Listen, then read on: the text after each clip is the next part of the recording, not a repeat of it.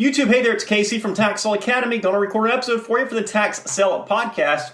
If you enjoy podcasts, check out the link below. It'll take you to taxsalepodcast.com where you can download us on your favorite podcasting platform. But if you prefer the video version, that's perfect with me. Just let me know by clicking that thumbs up button for me. Let's go ahead and switch on over and record that audio portion right now. Welcome to the Tax Sale Podcast, where tax sale investing is made easy. My name is Casey Dim, and I'm a tax sale veteran, author of the Tax Sale Playbook, founder of the Tax Sale Academy.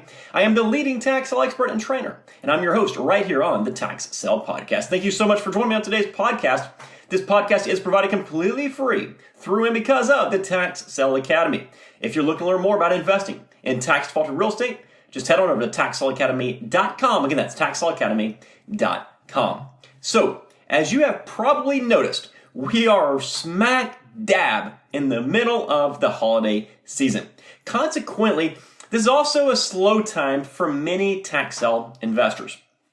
Most county offices are closed this time of year for a number of days, and when they do return, it'll really take a week or two for things to get fired back up.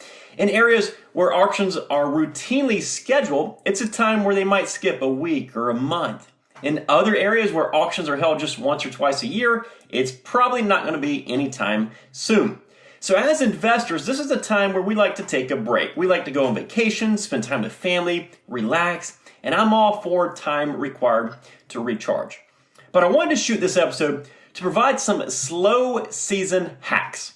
Some people refer to it as a slow season, where they sit back and they relax. Others refer to it as a time to gain traction for upcoming auctions. Now, I've mentioned this before, but my gym is routinely home to professional athletes during their off seasons. Despite it being months before they get back into the groove of training camps and stuff like that, the intensity in which they work out is nothing short of insanity. They use this time to grow, to outwork their competition, to gain ground on whatever their goals are. And this is when they truly make progress. Now, some of these athletes are world class. We're talking Olympic medalists or Pro Bowlers. And we can discount it as, well, that's their job. That's what makes us feel better about ourselves, of course, about being lazy and relaxed in the slow season. They are professionals, right? But as a tax sale investor, whether you're brand new, just starting out, or if you're a veteran, you should also conduct yourself as a professional. Amongst many other things, this means that you should not be lazy in your off season, in your slow season. Sure, take trips, do the things you love, enjoy the fruits of your labor, but don't overlook the big picture here. This is a time where you can really get a leg up on everyone else, and most importantly, on yourself. This is a time to capitalize and to work towards your goals. So I wanted to record this podcast episode to provide you with some direction during the slow season. Direction that can help you become a much more successful tax sale investor. Apply these 5 slow season hacks and you will reap the benefits when it is auction time. The first one, learn. I'm obviously a huge advocate of learning. I operate an entire academy to teach tax sale investors. But I don't want you to look at my business as the reason that this one is included. Whether you learn from my academy or you choose to self-learn over time, it just doesn't matter to me. The point is that you learn. I am frequently contacted by people who made mistakes and are looking for a way out of them. Buying something that got demolished, unexpected county liens or bills, they overvalue something, they have difficulty selling something. The stories go on and on and on. Every single time I get one of these stories asking for help, the very first thought that crosses my mind is, well, they just didn't know what they were doing, at least in that aspect of the deal. Of course, I don't tell them that. I don't mean to sound like a jerk when I say that. But the point is, mistakes are made when people haven't taken the time to learn. And here's a huge newsflash for you. The best time to learn is before you do something, rather than trying to learn how to fix something after it has happened. Screw-ups happen daily because people never took the time to learn. Listen to this podcast every episode. Read the Tax Sale Playbook. Go to my YouTube channel. Scroll through my state guide. Become a member of the Academy. Go to your county's website. Call your county. Ask questions. Find a local mentor. Allow me to mentor you through the Academy. Go to auctions. Review lists. Review results. Look at every webpage in your area that mentions tax liens or tax deeds. Learn. It's easy to learn. There are resources available for you. I've got 600 plus on YouTube, right? I've got the most thorough training program. Tax law investing is not easy out of the gate. Sure, it looks easy. Buy properties, sell properties. There's a lot more to it. Learning how to invest in tax-sheltered real estate can be easy. And once you learn the business, it is easy, but you must learn. That's the number one priority. Slow season is an incredible time to learn.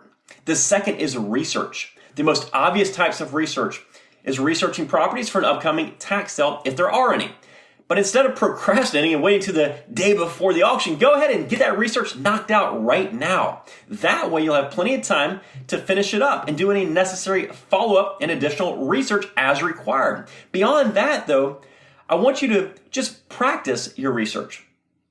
Use all of the available resources for you. Figure out what every single button and every single link does on all the various sites that you use. Read thoroughly the property assessor reports. Read through the chain of titles. Read through the building inspections, the past sales, prior auction results. Look at active listings that are on the multiple listing service. Determine where the growing areas of the county are. Even if you already do this, take the time to do it now on a deeper level. One suggestion that I always make is to research properties that are familiar to you. Start with the place that you live in. Get all the basics about it, size, age, value, that kind of stuff. And then dig in deeper. Who owned it before you? What about before that? When was the area developed? What is the history of the area?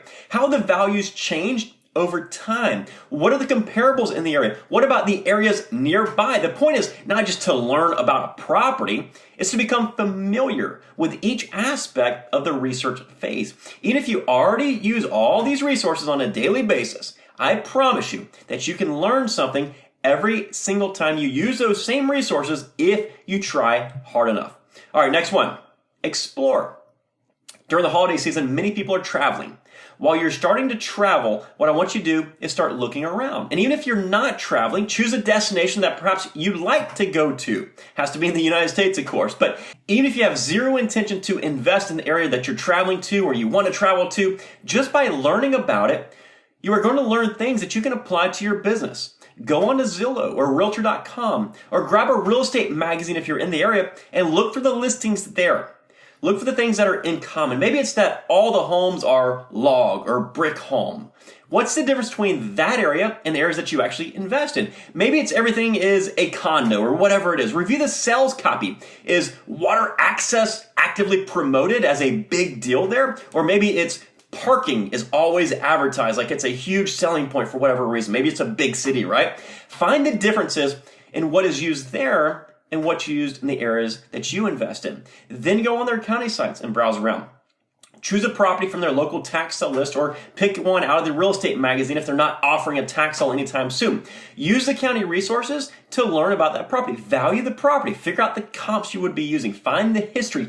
Do everything that we discussed doing for the property that you live in. But now do it in this new area.